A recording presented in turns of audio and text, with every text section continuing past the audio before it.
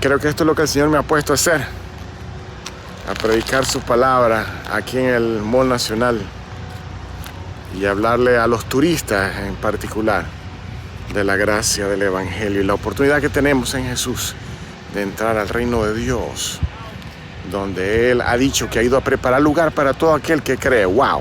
Gloria a Dios. Y bueno, hoy me tocó armar toda la cosita hoy solo porque los ayudantes no van a poder venir hoy. No tenemos músicos tampoco porque están complicados, sus horarios están complicados. Pero igual vamos a alabar a Dios y adorarle por medio de la obediencia, que es lo más importante que el cristiano puede tener en sus días aquí en la tierra, y es la obediencia a Dios. Demostrar que estamos dispuestos a seguir las ordenanzas, los mandamientos que Él ha dado para que nosotros tengamos vida y para que se cumpla su propósito sobre la tierra, que es que todos los hombres conozcan y todo aquel que crea, que proceda al arrepentimiento, tenga la salvación. Así que vamos a ver, yo estoy esperando a ver qué es lo que Dios va a hacer hoy, porque aquí estoy solo por el momento, pero con fe. Born in South Memphis, grew up, my grandmother was raising me, she had me in church. I knew who God was, but I knew about her version of God and who she told me God was, but I didn't have a personal relationship with myself. And just through circumstances and essentially I allowed myself to become a victim of my environment. And so I basically gave in to what the world was telling me to do. I got involved in gangs. I became involved in selling drugs. I became involved in taking things from people. And God gave me a moment of clarity, unfortunately, through the death of a person that was very close to me. And so on my 21st birthday, I witnessed my cousin, who was like a brother to me, he was murdered 10 feet from me. And then after that, I went into a very deep depression. I knew that there was a God, but I just at the time did not know what he would do for me if I went to him. And then so I can remember it like yesterday. After being in that depression, November 5th, 2002, I knew that I had to do something different. So I dropped on my knees, down on my knees around 11:15, November 5th, 2002, and I didn't get up off of my knees until 4 hours later. And during that time, I had just asked God and I pleaded with God to help me. That it was clear that I did not have the power to save myself, right? And so I dropped down on my knees and I prayed for 4 hours. And since that day, November 5th, 2002, I have not had a mood or mind-altering substance. I've not been involved with gangs or anything of the sort. And so it was not a supernatural thing that took place in that moment. It was just me crying out to God to help me, right? And so over time, he began to place different people around me. He began to place Christian men around me. He began to expose me to different types of environments that I did not know even existed. I didn't even know you can have fun and not be influenced by some version of drugs and alcohol. And so through just asking for help and pleading with God, he has changed my life dramatically. I'm a part of a family that are on the same path as the Bible calls the straight and narrow, right? And although we are not perfect, we don't claim to be perfect, we understand that our God is perfect. Amen. Right? And that through going to him and leaning on him and depending on him instead of ourselves, right, we can become better one day at a time, and not just for ourselves, but for other people, right?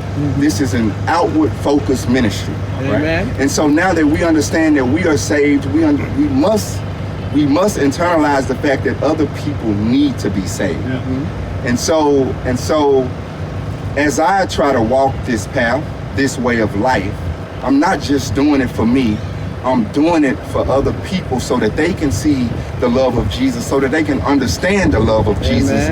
And we need to understand that I might just be the only version of Jesus that somebody sees on any given day at any given time, and I have to act accordingly. Amen? Amen. All right. And I see that the Lord also had this microphone ready for you today. God bless you guys. It's been an honor to have you around here. Thank you, man. I appreciate Bye-bye. it. God bless you, bro. Say it. Do it again. Do it again. Do it again? Yeah, please. Do it again. You need to do another take or are you good? No, that's fine. Okay. Okay, let's do it again. Do it again. Oh, you want to record? Yeah, let's do it again. Record again. Oh. Okay. 3, 2, 1. If you could describe Jesus Christ in one word to someone who's never known him, what would it be? Jesus is peace. Hi everybody, my name is Riley Ferguson. I'm a senior at Howard University out here in Washington, D.C. And I'm actually out here today trying to spread the good news of Jesus Christ. And I've been out here asking strangers if they could describe Jesus Christ as one word to someone who's never heard of him, what would it be? Me personally, I would say merciful. My testimony is I grew up in a Christian household, Christian background. Both my parents are Christian, but I didn't really come to know him until about during quarantine in December 2021. And I got baptized on August 7th, 2022. And before all of that, I was seeking intimacy in other places and trying to find, my value in hanging out with, doing stuff before marriage and partying, alcohol, all that stuff, especially at a very secular party school like Howard University. But then I came back to Christ. I started attending District College Church, started getting involved in Delight Women's Ministry, and since then I've been engaging in the Christian community and truly basking in the love of Christ and trying to get others to know that as well. So yeah, praise God, and I thank him for using me. And I thank Jesus Christ for dying on the cross for my sins, for this world's sins. And I pray that everyone here in Washington, D.C. and throughout the whole nation, throughout the whole world gets to know his name and bows down to him and releases all their shame, all their guilt at his feet. In Jesus' name. Amen. Hello. Hi. You like blue? Red or blue? Bueno, muchas gracias por este detalle. Gracias y nada, con el amor de Dios siempre para arriba. God bless you, my friend. God bless you. Yes, free. Guess who? Hey, want to get white? So what are you doing here? I'm getting the white. All this. We are doing an outreach. God bless you, my brother. God bless you, sir. Salud. Salud. Bye. Okay, girls, tell me your name. How about the roses? Okay, you ready, Gigi? Tell me your name. Do you want to say your name on the microphone? Oh, wow. No, we gotta get going. We'd rather not say Go our ahead. names. Say your name. Say your name. Come on, very quickly. Gigi. Gigi. God bless you, Gigi. And your name. No more names. No, it's okay. Okay. When Jesus went up into heaven, he sent the Holy Spirit down.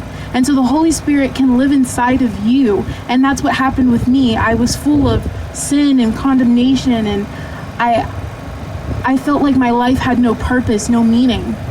And then the Holy Spirit fell upon me, and I accepted Jesus into my life, and I've been set free ever since. Praise Amen. God. And I'm here today to share the amazing things that Jesus can do for you and how he can set you free. Lord, I just thank you for everyone that is walking by, even though if they don't realize it, Lord, that you are reaching them, Lord, you are trying to reach them, Father, so that may they have eyes to hear and ears to hear, Father, eyes to see, ears to hear, and just an open heart, Lord, to accept you, and may you just stir a fire within their hearts, Father God, and just continue to love them, and just may they accept your forgiveness and your love, Father. In your name, Jesus, amen. If it's fine with you, can I sing something really quick? Yes. Just a song of what the Lord offers us. Okay. Jesus paid it all to him I owe. Sin had left a crimson stain, he washed it white as snow. Jesus paid it all to him I owe. Sin had left a crimson stain, he washed it white as snow. Hallelujah. We on a mission. Thank you. God bless. God bless. Bless you. Bye. Thank you.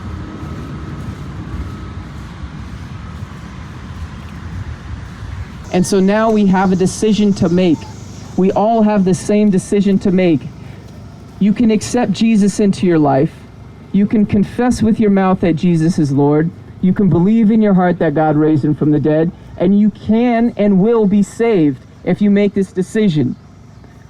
On the other hand, if you choose to reject Jesus, you choose to reject the only sacrifice that there is for your sins, and your sin remains. And so now the question is, what are you going to do when Judgment Day comes? Yo pensé que no iba a venir nadie, pero hay tantos esos muchachos que llegaron a predicar la palabra.